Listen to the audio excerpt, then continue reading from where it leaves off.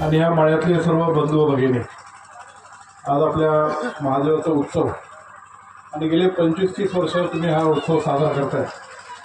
कीर्तनाची सांगता झाली, अजूनही काही ठिकाणी कार्यक्रम असल्यामुळे नेमकी कीर्तनाच्या वेळी येता आला नाही, पण आपल्याला भेटण्यासाठी मी इथं आलो.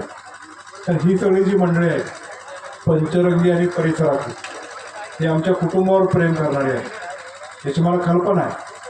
आणि बेनके साहेबांपासून तर आजपर्यंत तुमचं हे प्रेमाचं नातं आजपर्यंत अविरत टिकून राहिलं आणि पुढे टिकून राहील. या गावात या परिसरात अनेक कामं करण्याचा प्रयत्न केला. पंचरंगी भावकीच्या सभागृहाला तर मला जे काही करता आलं ते केलं. उंच खडकचा रस्ता पण डॉक्टर अमोल कोल्हे आम्ही तो पूर्ण PMJSY मधून उंच खडकपासून तर थेट बोरीपर्यंत हा मोठा रस्ता करण्याचा आम्ही प्रयत्न केला. आता उंच खडकचे पण अनेक प्रश्न आहेत, त्यांचे देवस्थानाचे आहेत, त्यांच्या परिसराचे डेव्हलपमेंटचे आहेत. त्याच्यासाठी आम्ही निश्चित प्रकारे कार्यरत आहोत. पदावर असू नये तर नसू, लोकांची सेवा करणे हे व्रत बेनके साहेबांनी आम्हाला ते शिकवलं आहे. म्हणून आता सुनेत्रा वहिनींच्या पाठबळावर या परिसरामध्ये निश्चित प्रकारे काम करण्याचा प्रयत्न करेल. आता जिल्हा परिषदला आमचे स्नेहताई राष्ट्रवादी उभे आहेत.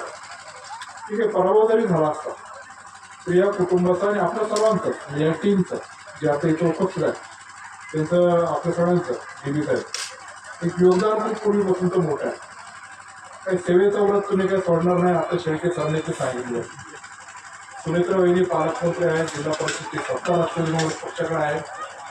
मी तुम्हाला एवढं निश्चित सांगेन की या परिसरामध्ये किंवा या गटामध्ये विकास कामाच्या बाबतीत राष्ट्रवादी काँग्रेस पक्ष हा 1 नंबरलाच राहणार आणि त्या दृष्टिकोनातून पावलं आम्ही टाकत राहणार. एवढं मात्र तुम्हाला सर्वांना निश्चित प्रकारे सांगू इच्छितो. या परिसरातले जे काही कामं असतील, आमच्या स्नेहल शेळके आणि वल्लभ शेळकेच आमच्या दृष्टिकोनातून जिल्हा परिषदेचे सदस्य आहेत. जे काही कामं असतील मला त्या कुटुंबाला आणि तुम्हाला सर्वांना एक विनंती करायची की पूर्वीपासून बेनके साहेब जेव्हा आमदार होते, स्नेहलताई जिल्हा परिषद सदस्य असताना आपण या गटाच्या विकासाच्या कामाच्या बाबतीत नियोजन करायचं. तसं तुम्ही नाव घेत नव्हता. या लोकांची नेमकी गरज काय आहे, या लोकांच्या प्रती काम करण्यासाठी आपण काय केलं पाहिजे, त्यांच्या विकास कामाला कुठलं प्राधान्य दिलं पाहिजे, त्यांच्या विविध प्रशासकीय दरबारामध्ये ते अधिकाऱ्यांकडून काम करण्यासाठी जे जे करायचं असेल त्याचं बारकाईने नियोजन करा. हा तुमचा भाऊ अतुल बेनके आणि सुनेत्रा वहिनी पवार भक्कमपणे तुमच्या पाठीमागे उभा आहे. एवढे निमित्ताने सांगतो, या महादेवाच्या यात्रेच्या निमित्ताने तुम्हाला सर्व ग्रामस्थांना मनपूर्वक शुभेच्छा देतो. माझा आणि माझ्या सहकार्यांचा सन्मान केला त्याबद्दल तुमचं सगळ्यांचं मनपूर्वक आभार मानतो. धन्यवाद. जय शिवाय.